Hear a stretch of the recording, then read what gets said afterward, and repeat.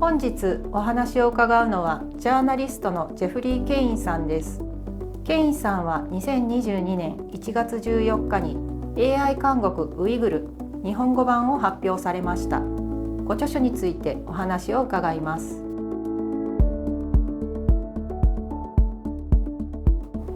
2001年9月にイスラム系テロ組織アルカイーダのテロによりニューヨーク世界貿易センタービルが崩壊しました。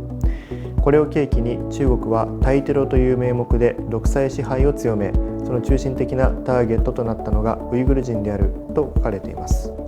911のテロとウイグル人にはどのような関係があるのでしょうか。中国はなぜそこまでウイグル人を強烈に取り締まろうと考えるのでしょうか。So China was looking for reasons to build its authoritarian power, and for an authoritarian government to succeed, it needs to have an enemy. This is something that has existed, I think, since the beginning of nations, or maybe even since the beginning of humanity. If there's a common enemy, then it unites the nation against that particular group. So in the case of China in particular, this is the Chinese context. The Soviet Union collapsed in the early 1990s, and the nations of Central Asia, Kazakhstan, Kyrgyzstan, Tajikistan, Uzbekistan, these countries were newly independent states, and they were newly independent identities. So China was watching this carefully. They did not want to reenact the Soviet dissolution. They were concerned that if they took the same course of action as the Soviet Union in the 1980s, that they would see the same fate, that the Chinese Communist Party might collapse one day. And one of the big concerns they had was the western frontier of China, which is in Central Asia. It borders these Central Asian states. The Uyghur people, and then also other groups too, the Kazakh people there, the Tibetans, they all have their own distinct identity. They've all had their own nations in the past. They've all, they have not been a part of China, forever. This is a very recent development. And the Chinese nation, the Chinese government, was concerned that the Uyghurs were going to break away and try to create their own country, maybe called Uyghurstan or East Turkestan. These would have been some of the names. And so anyway, so this was happening throughout the 1990s, but it wasn't until September 11th, 2001, with the attacks in New York City, that the American government and the governments of the world began using the language of terrorism to describe their enemies. So in the case of the Uyghurs, they did have a small number of extremists and jihadists, but this was a very small number. It was extremely rare. And the Chinese government used this opportunity to, you could say, to blow up the Uyghur threat, that there was this Muslim threat on the western border. 22 Uyghurs were brought to Guantanamo Bay in the American territory of Cuba, and they were held there, on charges on allegations that they were terrorists, but they were found not to be terrorists in the end. And this was the kind of situation that allowed China to kind of create the false enemy. So the Chinese government used this as the excuse to start building the totalitarian surveillance state. And this was the moment, 2001, when things got out of control into what we see today now, 20 years later. ウイグル人の女性は中国政府から経口避妊薬を飲むことを求められる。中には地元の診療所で強制的に不妊手術を受けさせられる場合があると書かれています。これは公然とジェノサイドが行われているということでしょうか。Yes, so it is a form of genocide. This is something that a few governments have now brought forward, the accusation of genocide against China. So the definition of genocide is complicated. There are different aspects of genocide under international law, but one of the major aspects is finding evidence of the intent to exterminate an entire group, whether it's an ethnic group or a religious group. If there is the intent to erase that group from, erase their identity or, erase them, kill them off, that meets the sufficient definition of genocide. There recently was an independent tribunal, not a legally officially sanctioned tribunal, but an independent tribunal was held in London recently, and interviewed the experts. Also invited the Chinese embassy to come and give their own testimony. They declined, but in the end, this particular tribunal did believes that this is genocide, and one of the major reasons is because of the use of these forced sterilizations and these contraceptions. So this is evidence that Chinese leaders are attempting to slowly exterminate the Uyghur group and the Uyghur culture. One of the things about 21st century authoritarian states is that they don't need, unlike in the past, when fascist, the Nazi Germany and these other governments, they exterminated the Jews. They used gas chambers and they used mass graves. They had totalitarian terror. They killed people directly. One of the things about 21st century authoritarian states, particularly in China, is that they don't need to, and they often don't want to use outright violence against groups that they're trying to exterminate. We live in an age now of smartphones. Everything is being recorded. It's very difficult to keep secrets and to keep information hidden. And so the way that you get around that is by deploying things like the cultural erasure. So destroying mosques or symbols of culture and heritage in the Uyghur tradition, or it could be the forced sterilization, so preventing women from having a generation of children. It's the forced teaching of other languages, so the Mandarin Chinese language to children as opposed to the Uyghur language. And the result of this is that in one generation, it's likely that in China, the Uyghur culture, the Uyghur tradition will be erased. It simply will not exist anymore. And the only people who are keeping it alive are going to be the refugees in places like Turkey and Washington, D.C., and parts of Europe. And there's also a pretty sizable population in Japan, too. So this is the future. And this is why I do believe that it does constitute a genocide, even if it's not a genocide in the historical sense. 中国政府はどんな説明のもとにウイグル人女性たちに避妊薬を飲ませるのでしょうか。The language they use is out of the science fiction novels. So they use the language of medicine and science.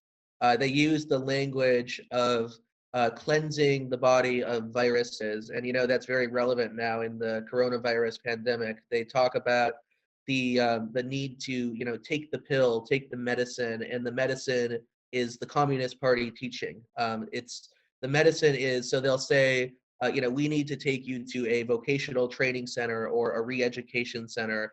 These are the euphemistic terms for concentration camps. The government, the authorities will show up at your door and they'll say, we believe that your mind and your body are infected with the viruses of extremism, terrorism, separatism, that you can't be trusted anymore, and you cannot control this illness that's inside you. It's something that's overtaken your mind. The only entity that can cure you of the illness is the Chinese Communist Party. It's the party that stands above all. The party is correct in its thinking, and anyone else who diverges from the party, is at risk of being, absorbed in this illness of becoming a terrorist. So, it's a system where the Chinese Communist Party stands above all, and the Communist Party leaders want to internalize their demands in the psychology of minorities and the Uyghur people. They don't want the Uyghur people to, have their own sense of humanity, their own beliefs, or their own, needs or desires, their own emotions and feelings and critical thinking. They want them to be erased in their identity and to become, you could say, shells of the Communist Party. This is the major psychological effect that I documented in my own interviews with the Uyghur refugees. Almost all of them, if they had been through a concentration camp, they talked about the process of beginning to suppress the inner self, of being told that they are not allowed to show emotion in public, no smiles, no sadness. that if they were to do this, they would be tortured, they would be beaten. And so the only way to survive in this world that's controlled by machines and artificial intelligence is to become a machine yourself.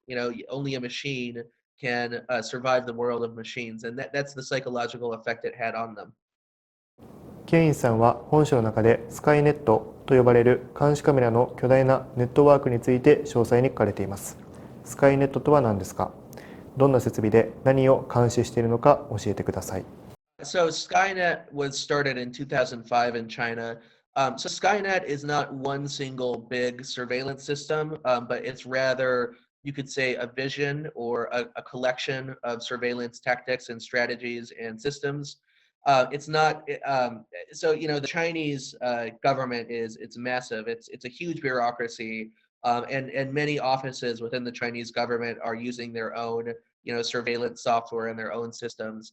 So Skynet is the process and the bigger picture, the bigger system by which the Chinese Communist Party is able to execute the surveillance and to gather data on all people. In Xinjiang in particular, the Skynet system is played out through the IJOP, which is the Integrated Joint Operations Platform. This is the police data platform and AI platform. It's used on smartphones. It's used on servers, computers, and this is the system that collects mass data on every single person in Xinjiang. Literally every single square meter of every city. I mean, every square meter of every populated area is covered with cameras. And so the government has mass data on, say what people are buying at the grocery store, at the market, what kind of eating habits they have. Are they eating Muslim halal food, or have they started eating, culturally Han Chinese food? There are all these data points that they're gathering. One of them could be how many kids you have. If you have too many kids, that could be a flag. If you don't have enough kids, that could be a problem too. There are all these different things, but the alarming aspect of this, this is different from other countries where we've been having a discussion over big data being used to say sell advertisements on social media. But this takes it many steps further because this is using big data to try and predict crimes, but the correlations and the causations often are not clear and don't make any sense. So the AI will look at the data and it might conclude that, so a good example is that if you buy diapers or parenting tools at the local market, the system will consider you more trustworthy because it means you're a good parent, you're a responsible person. Whereas maybe if you go buy things like cigarettes or say, hammers, tools, looks like you're going to build something, the system might start to think that maybe you're, thinking of building a bomb, or you're some kind of terrorist, or there's something happening inside you. So this is the big threat, is that, if you're a Uyghur person, you have no idea whether or not what you're doing is right or wrong so much of the time. You can just, the police can show up at your door for any reason and say, our AI system has determined that you are a threat and we're going to take you away, and that's that. You have no way of, opposing the charges of, you can't hire a lawyer, you can't resist them. It's simply, you will go to a concentration camp because yesterday you bought a hammer and we've never seen you buy a hammer before. That's the sort of ridiculous world that they live in, the sci-fi dystopia.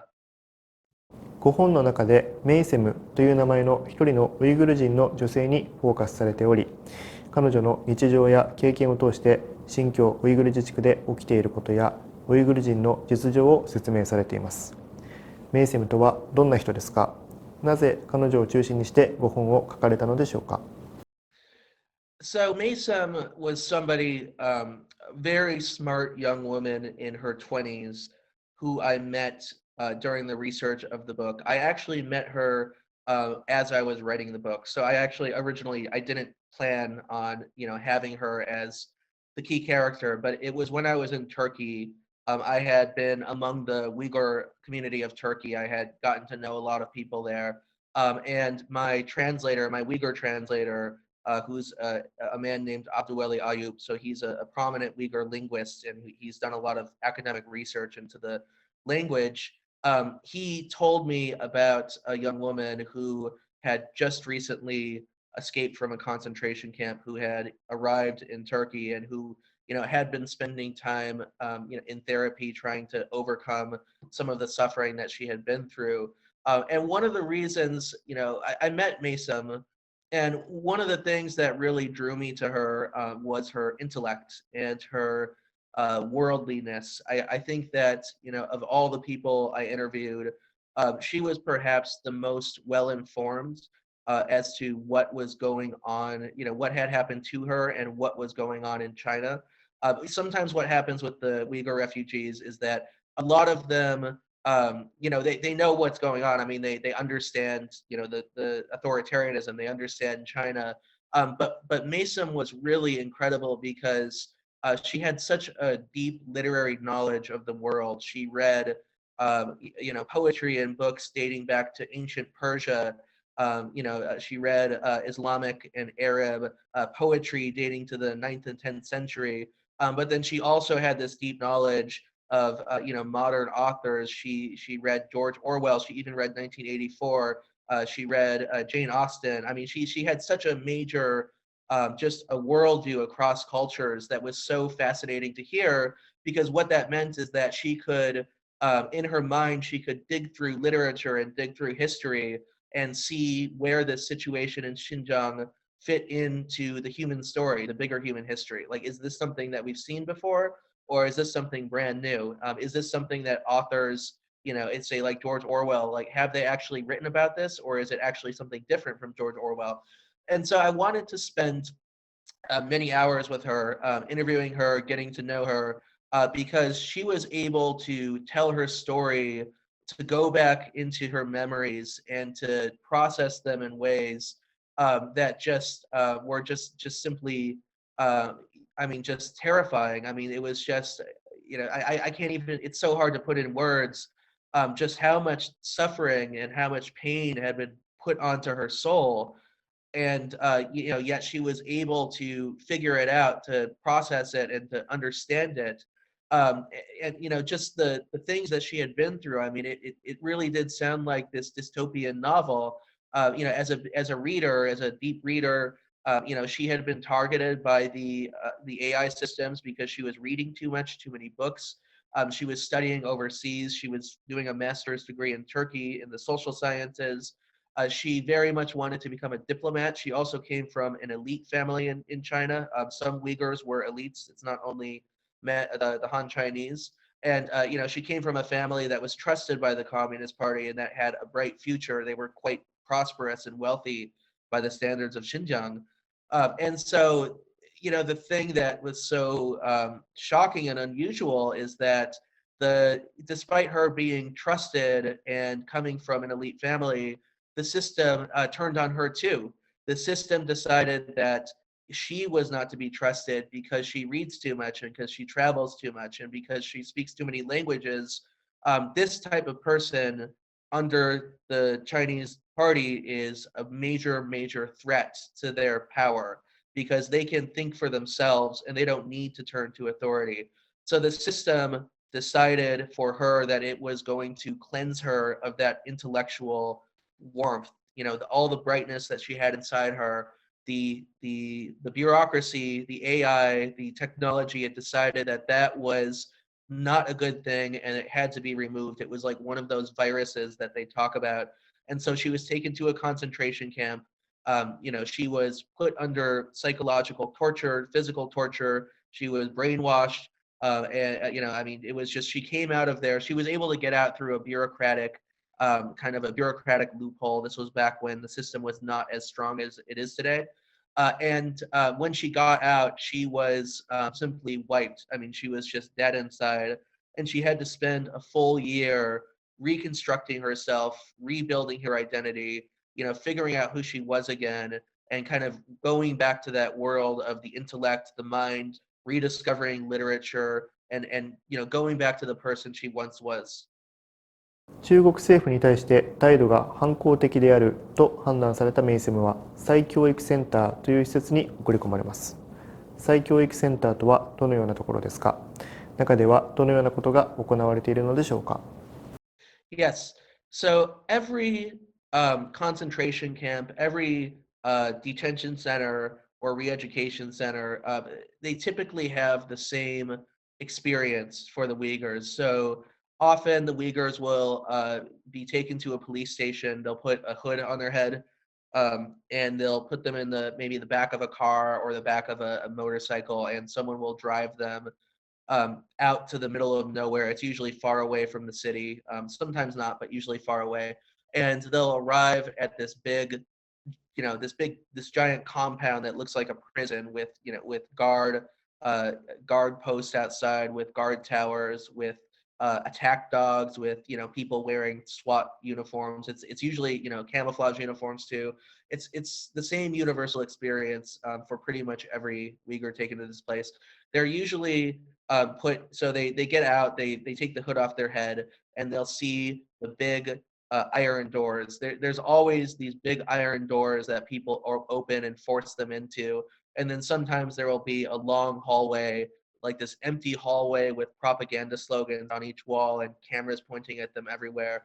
And they'll take them down this hallway and they'll enter some kind of administrative unit where they take their data in, they register them for the camp. Um, and then they put them in their cell. So at many camps, they suffer from overcrowding. There are 1.8 million, in the upwards estimate is 1.8 million people in the camps, and that's about 10% of the population, the minority population. So that's a huge number. And imagine if in any country 10% of the population were taken away to a camp, that would be devastating. So because of this overcrowding, the Chinese the Uyghur prisoners, the detainees, will be put in a cell, and the cell will often be the size of maybe a living room or a small apartment, and it will have anywhere usually between 20 to 40 detainees in the same cell. So imagine how crowded that gets. I mean, sometimes there's barely any room to stand or sleep. They'll have beds, but maybe sometimes there are not enough beds for everyone. Some people have to sleep on the floor. And in Mason's case, at nighttime, so they gave her a bed, but they would lock the cell so people can't use the bathrooms. They would just leave a bucket, next to her bed, and then the women in her cell would use this bucket as a toilet all night. So you can imagine how terrible that is. So this whole process that begins this is the process of wearing down at the psychology until the Uyghur people give up and submit to the state and the party. Um, Often they will start with like kind of mind games, or they'll have classes and a teacher will come in and give them strange games that they have to, like riddles that they have to solve, but the riddles don't make any sense. It's designed to throw them off. There's no logic to it.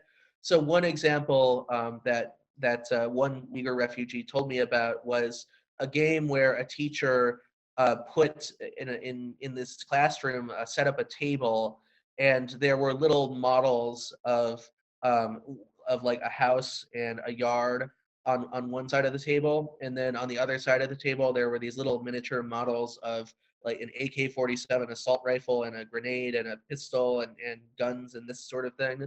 And they would tell the Uyghurs that they had to rearrange the house and the yard and the cars and bicycles in the correct arrangement, so it looked like it was a normal neighborhood. And they would do that, and then they would tell the Uyghurs to look at the other side of the table and rearrange the AK-47 and the grenades and the guns so it looks like it's in the correct order.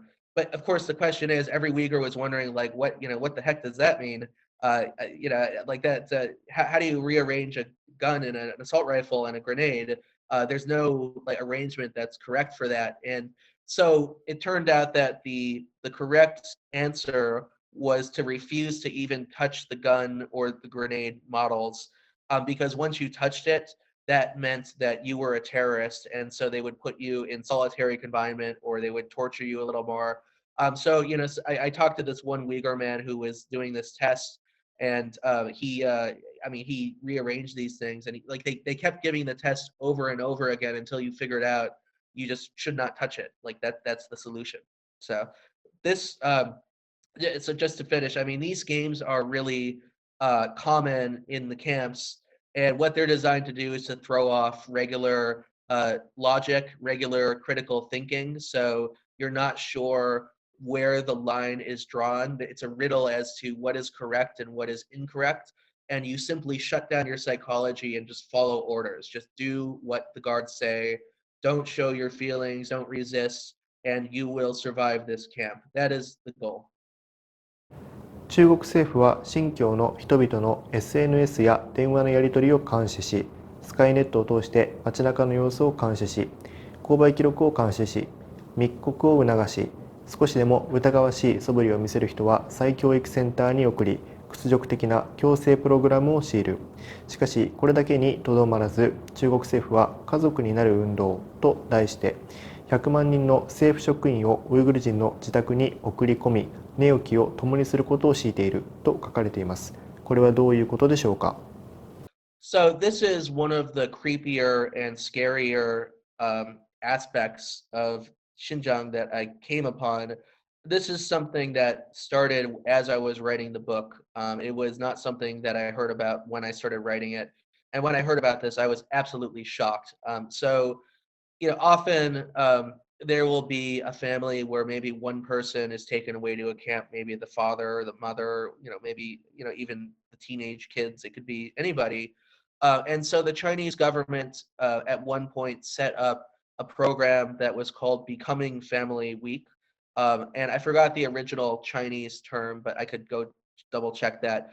And Becoming Family Week was a project in which they sent out Han Chinese, trusted Communist Party members whose job was to live with Uyghur and minority families and to teach them the good ways of being a patriot, the good, the proper way of being a Communist Party member who looks up to the state.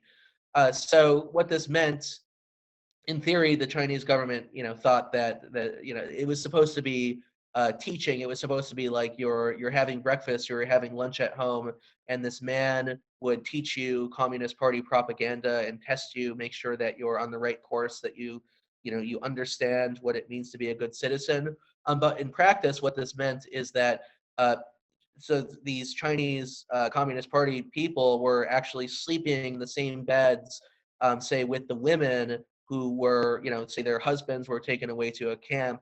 It was just, it's like someone comes in and sleeps in your bed, and you're supposed to not resist. You're supposed to not talk back. You're supposed to stay subservient. So that in this particular case, I did find a document, and that the Chinese government had put out some regulation guidance that the Communist Party minders had to sleep something like 3 centimeters. I forgot the exact number, but they had to stay apart in the bed as they slept. But that's obviously totally ridiculous. I mean, of course, this is a major threat of sexual harassment.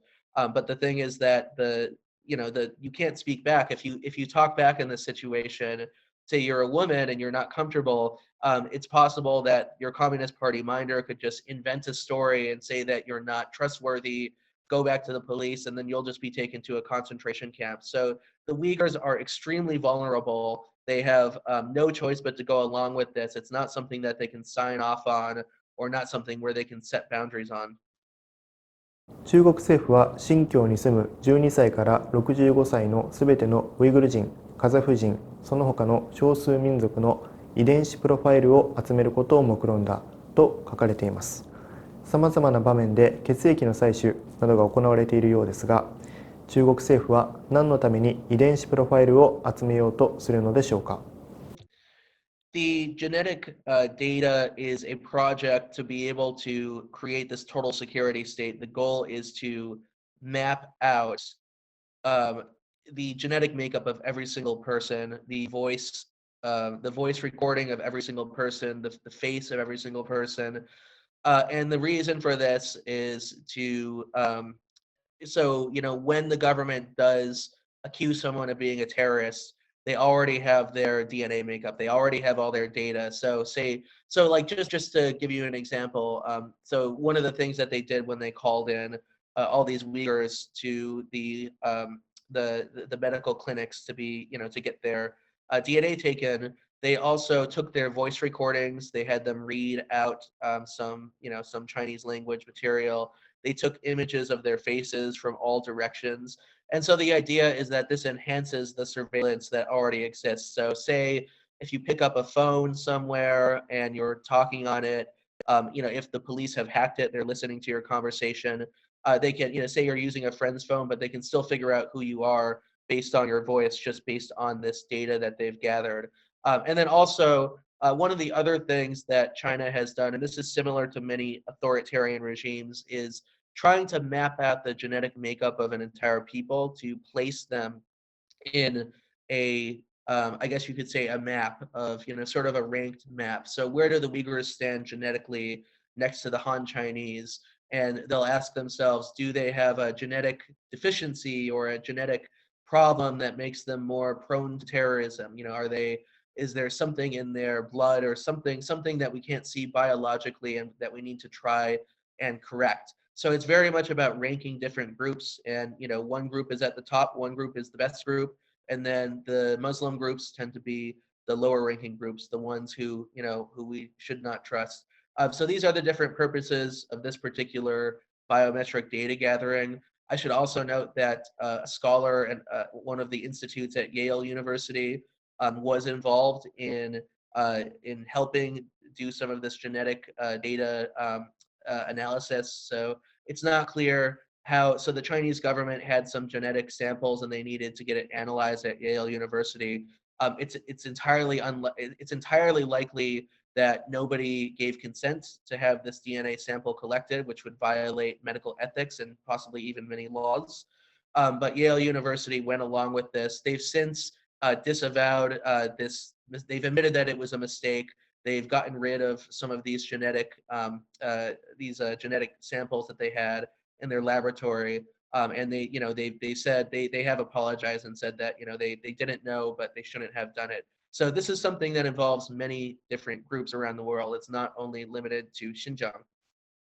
本書の中でケインさんは新疆の監視や管理に利用される監視カメラや AI 技術を中国に売っている米国のテック企業なども多数紹介されています。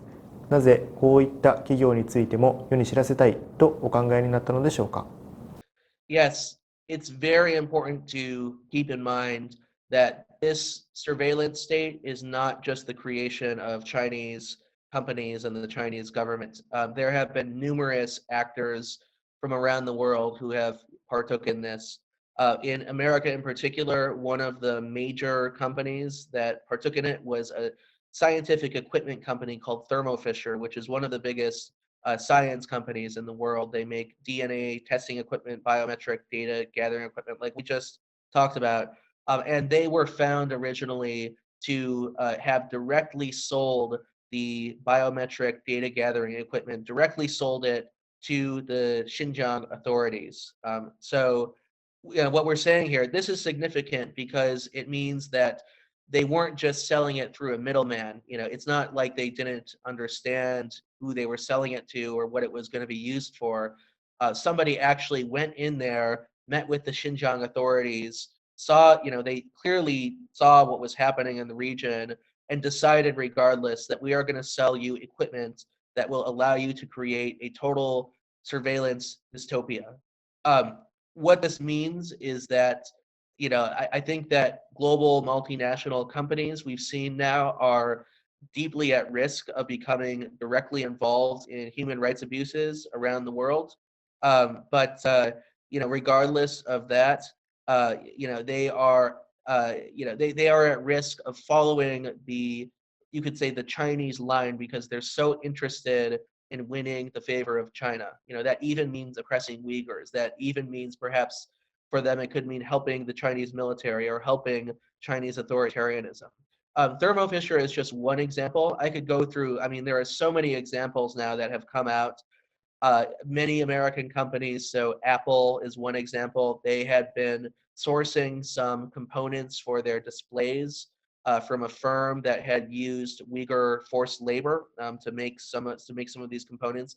Apple had dropped that company about a year ago because they realized, I think, what was going on. Pretty much every major garment company, so Nike, also Uniqlo, other firms, they have been found to have their what's the term? Their supply chains have been infected with Uyghur forced labor. It turns out that Uyghurs who have been through the camps, they've been sent to also forced labor camps, and they're required to stitch together garments there, to put together electronics. Also cotton. So, cotton companies, there's a lot of forced labor around cotton right now. Solar panels, energy sources. This is another problematic area. But the problem is so bad that you can go through a list of major multinational companies, and if it's a big recognizable name, there's a good chance that they've been involved in some way in Uyghur forced labor. That's not an overstatement. It's literally, just look at a list, look at any company that makes your garments or electronics, cars. There was the Volkswagen had a presence there in Xinjiang. Everyone has some kind of hand in helping create this total surveillance dystopia. この本ではたくさんの方々から得た貴重な証言をご紹介されていますが、彼らはどれほどの危険を冒してアメリカ人のジャーナリストにこういった話を打ち明けたのでしょうか。またケインさん自身が中国に入り、現地でこういった情報を集め人々にインタビューしたということはどれほど危険なことだったのでしょうか。 Yes, this is actually one of the hardest things about doing this research and writing the book, is that I have to do everything I can to protect the people who put their lives and their well-being on the line to tell their stories. A lot of Uyghurs, even if they've escaped and become refugees, they still have family in China, and the Chinese government, Chinese agents, call them up on their WhatsApp numbers overseas, harass them, try to pressure them into giving up information, spying on people, or coming home, at the risk that their families might be harmed or taken to a camp if they don't cooperate. So working among the Uyghur community, it is a minefield, because you have to be careful about, talking about different people or revealing stories, because there are a lot of spies, a lot of informants who are, watching you if you're working among, say, like the Uyghur community in Turkey. You never fully know who is working for the Chinese government and who is actually free to speak as they want. So one of the things I did to get around this, I told all my interviewees that they could stay anonymous, but if they stayed anonymous, I would use a very careful fact-checking process. I would check all of their statements against the testimony of other Uyghurs, and I would check it against Google Maps. So there's a lot of map data on the location of concentration camps. I would check it against official Chinese statements and official Chinese corporate reports that exist in the Mandarin language. So I gave it a very careful fact check, but I had to give them the right to be anonymous, because the threats against their family were so enormous. The other thing I did is I withheld, so everything in the book is factually correct, factually true, but there are certain areas where I withheld some details, or sometimes I didn't make it clear about the chronology. So sometimes, it might sound like something is happening, one after the other, but maybe in reality that the events are spaced out a little more. So it's not totally clear how fast things happen sometimes. And that's the only way to throw off the Chinese intelligence officials, to make it more difficult for them to figure out who they are. The other thing I did, and this is the strongest cybersecurity I've found, we were very concerned about hackers, cybersecurity, people trying to breach computers and maybe trying to get my interview recording so they could hear the voice, identify the people. So what I did is I set up a system so that not a single file, not a single piece of data from my book work exists on the cloud. Nothing exists, on a computer anywhere. I put all my data on a little USB drive, and that USB drive has an encryption, a really strong encryption, and a multiple numbered code, a very random numbered code that you can't get in, unless you figure it out. and then that is locked away in a safe somewhere, and I can't reveal where I locked it away, but I put it somewhere. It's not even in my home. It's not in my apartment. It's not, I have no access to it personally, but it's in very safe hands, and so nobody can possibly break in and try to steal this USB and try to get the data from it. So it's very secure. But last thing is that, despite all the efforts I've made, I also made it clear to, my Uyghur friends that, Chinese intelligence is very sophisticated, and I can do everything I can to protect you, but I cannot guarantee total protection. There is going to be a risk if you want to tell your stories publicly. So there was one episode in Turkey about a year ago. One of the people whom I had interviewed was a former a Uyghur spy who was working for Chinese intelligence. He was in Turkey and he was spying on other Uyghurs and sending the information back to China. So I interviewed him for many hours. It was about a week of interviews, and he had also given other interviews. So he had appeared on Al Jazeera. He already became public, so the Chinese government knew who he was. He was not concerned about hiding his identity, which is very risky. And so one day he was about to give an interview to BBC in Britain, in Turkey. And so he left his friend's apartment in Turkey one night. As he was leaving, a man with a gun walked up behind him and shot him twice in the back. And this was when I got this news. I heard this news, and it was just shocking because it shows how far the Chinese government is willing to go to silence its critics overseas. They will actually hire an assassin to kill you. Now, in this case, this man was very lucky he survived. The gunman barely missed the critical parts of his body and shot him twice in the shoulder. So he was okay in the end. He was hospitalized for many months. It's been a long recovery. This is all publicly documented, so I'm not risking him anymore by saying this. But this is just to speak to the enormous risks that certain Uyghurs must go through to tell their story to the world.